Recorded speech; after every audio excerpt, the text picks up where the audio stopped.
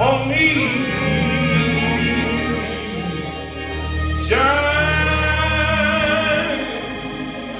on me. Thank you, Lord. Oh, shine on me. I wonder if the lighthouse would shine on me. Yes. Father,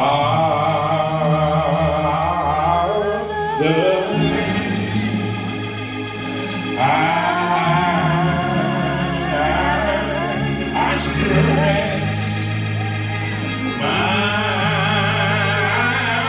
hand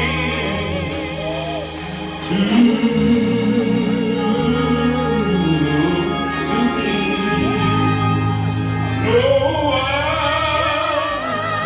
No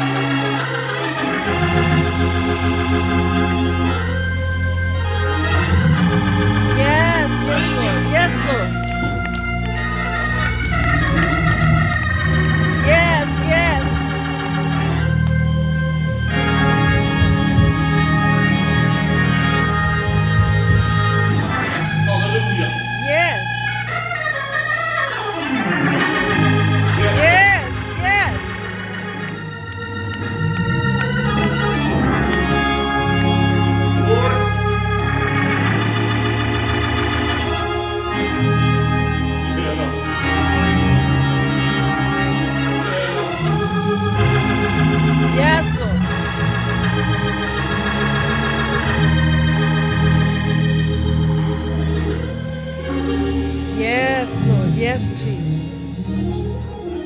Father, Thank you. we thank you for your grace, and God, we thank you for your mercy. God, we thank you for your presence right now. Thank you, O God, for your Holy Ghost power. God, we decrease that thou might increase. God, as I stand, I pray now, God, that the people will not see me, but will see you. Will not hear me, but hear you. I decrease that thou might increase. Standing now, God, on your word, that your word shall not go forth and return void for the purpose for which it was sent. God, we pray now that there might be one or two or three in our midst on this day who don't know you in the pardon of your sin, but will cry out and say, what must I do to be saved? Yes, Lord. God, we'll be careful to give you honor and the glory. In your precious name we do pray. Amen. Amen. Amen. Amen. Amen. This morning, the text can be found. Second chapter of Job, 12th through the 17th verses. Amen. I'll say welcome to Pastor Orlando Franklin on today. Amen. God bless you. Amen. Surprised to see him walking in. Amen. Amen. Therefore also now, saith the Lord, turn ye even to me with all your heart, and with fasting, and with weeping, and with mourning, and rend your heart and not your garments, and turn unto the Lord your God. For he is gracious and merciful, slow to anger, and of great kindness, and repented him of the evil. Who knoweth if he will return and repent, and leave a blessing behind him, even a meat offering and a drink offering unto the Lord your God? Blow the trumpet in Zion, sanctify a fast, call a solemn assembly, gather the people, sanctify the congregation, assemble the elders, gather the children, and those that suck the breast. Let the bridegroom go forth of his chamber, and the bride out of her closet. Let the priests, the ministers of the Lord, weep between the porch and the altar, and let them say, spare thy people, O Lord, and give not thine heritage to reproach, that the heathen should rule over them. Wherefore should they say among the people, where is their God? Amen. Caleb? That is why the Lord says, turn to me now while there is time. Give me your heart to come with fasting, weeping, and mourning. Don't tear your clothes in your grief, but tear your heart instead. Return to the Lord your God, for he is merciful and compassionate, slow to get angry, and filled with unfailing love. He is eager to relieve and not punish. Who knows? Perhaps he will give you a reprieve, sending you a blessing instead of his curse. Perhaps you will be able to offer grain and wine to the Lord your God as before.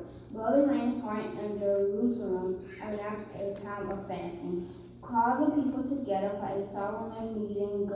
Gather all the people, the elders, the children, and even the babies. Call the bridegroom for his court, and then bride for her private room. Let the priests who minister in the Lord's presence stand and weep between the entering room. Let them pray. Spare your people, Lord. Don't let your special position become an object of mockery. Don't let them become a joke for unbelieving people who say, has the God of Israel left them? Amen. Pastor. Amen. May God bless the reading and hearing of his word. Amen. We're going to use this as a subject this morning. It's not too late. Not too late. It's not too late. All right. In this text, the nation of Israel is in trouble, and they are afraid. They are in constant fear of their enemies. They have been attacked. They are depressed, and they really don't know which way to turn. My God. My brothers and sisters, we too are under attack.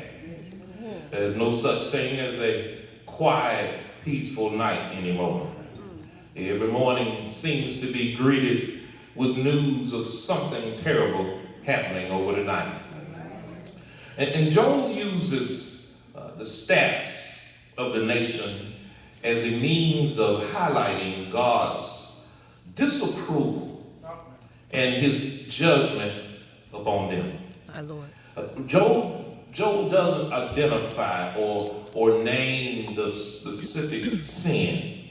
But when you study the book of Job, what comes out is that the people had slipped into a state of complacency My Lord. about the things of God. It didn't seem like they cared anymore. God was no longer first in their lives. My Lord. In other words, they were sometime. Anybody know what that means?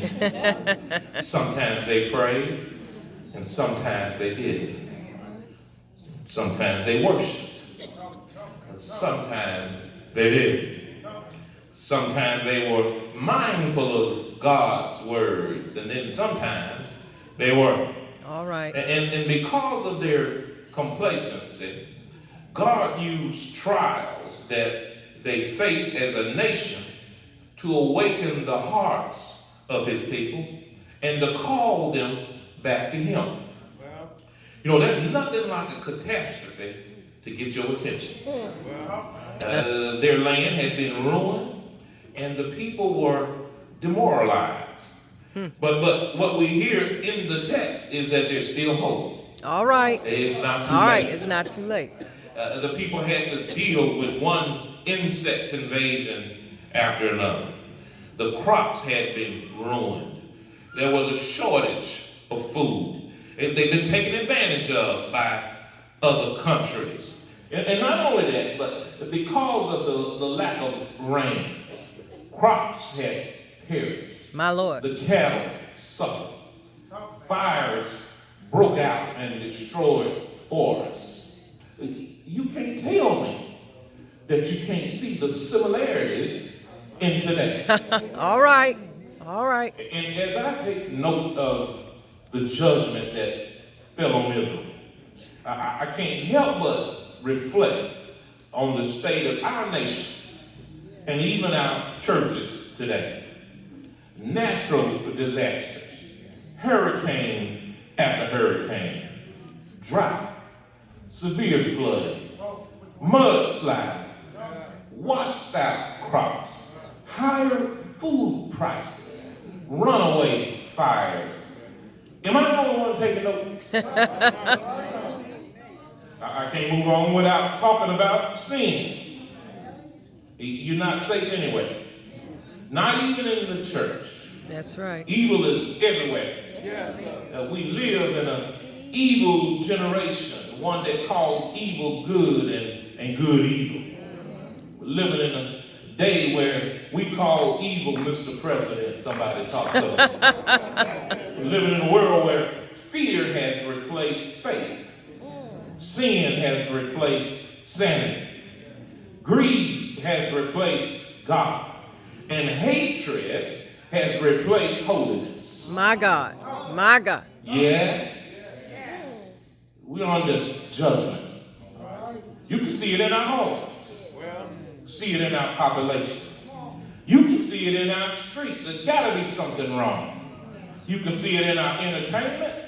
And still, what is most disturbing, you can see that something is off in our churches. My Lord.